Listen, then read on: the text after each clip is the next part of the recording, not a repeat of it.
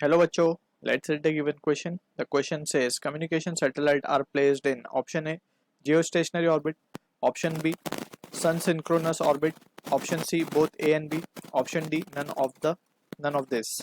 So इस question का जो key concept है that is the concept of types of orbit. Types of orbit. So तीन categories में हम ऑर्बिट को डिफाइन कर देते हैं. First is LEO, that is LEO, फिर आता है MEO and then comes GEO. ठीक है. So LEO means lower earth orbit. So यहाँ पे हम लिख सकते हैं लो अर्थ ऑर्बिट.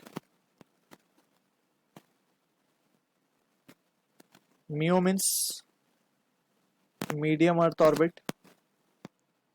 इनकी एक रेंज होती है अपनी खुद की. रेंज मीन्स के कितने डिस्टेंस तक ये हम इनको लॉन्च करते हैं about the surface of earth. And GEO का मतलब है geostationary. Geostationary earth orbit या फिर जियो स्टेशनरी इक्वेटर, हम बोलते हैं इसको इक्वेटर ऑर्बिट. तो जियो स्टेशनरी ऑर्बिट. अब इनकी अगर हम रेंज लिख लें तो that we have already studied. इसकी रेंज बेसिकली होती है 2 किलोमीटर से 200 किलोमीटर तक. सॉरी 200 किलोमीटर,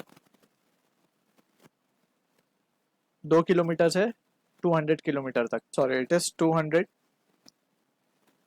से 2000 किलोमीटर तक की रेंज में जब हम सैटेलाइट को लॉन्च करते हैं from earth surface. So it is lower in, it is said to be orbiting in the lower earth orbit. ठीक है. व्हेन इट हैज बीन 2000 से 3600 36,000 किलोमीटर तक की जब रेंज होती है जब हम सैटेलाइट को लॉन्च करते हैं, तो it is in the medium earth orbit. और ग्रेटर देन 36,000 या फिर अप टू 36,000 की हम बात करें, 36,000 kilometre. So this is what we called as geostationary satellite. So telecommunication जो सैटेलाइट होती है, या सिंपली हम कम्युनिकेशन सैटेलाइट बोल सकते हैं इसको. Communication satellite are placed in Jio orbit या फिर जियो स्टेशनरी ऑर्बिट. ऐसा क्यों करते हैं? बिकॉज जियो स्टेशनरी ऑर्बिट की या फिर जियो स्टेशनरी सैटेलाइट की रादर देर आर सम पेक्युलरिटी जो कि हमें पता होनी चाहिए. सबसे पहले कुछ इसमें इंपॉर्टेंट पॉइंट है जियो स्टेशनरी सैटेलाइट के रिगार्डिंग. फर्स्ट इज इसका जो टाइम पीरियड होता है, it's time period is 24 hour. यानी कि अर्थ के रोटेशन के हिसाब से ये एक चक्कर अपना कंप्लीट कर लेता है. अर्थ के एक रोटेशन को भी कंप्लीट होने में 24 आवर्स लगते हैं. एंड इसको भी अपना एक revolution around the earth complete करने के लिए 24 आवर्स लगते हैं. It rotates in equatorial plane. It revolves, rather we will say it revolves in equatorial plane या फिर इक्वेटोरियल बेल्ट बोल देंगे हम. ठीक है.